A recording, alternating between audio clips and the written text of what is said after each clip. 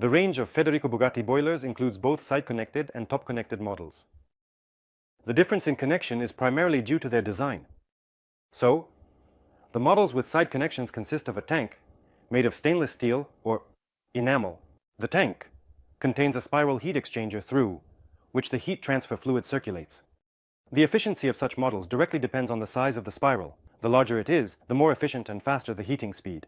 The models with top connections are designed with a tank-in-tank construction. The larger it is, the more efficient and faster the heating speed. The models with top connections are designed with a tank-in-tank construction. The principle of operation of these models, the language of the name is clear. The external tank is connected to the heating circuit. The internal tank is connected to the water supply circuit. Because the heat transfer area is much larger than with the heat exchanger, the heating speed of these models is much higher.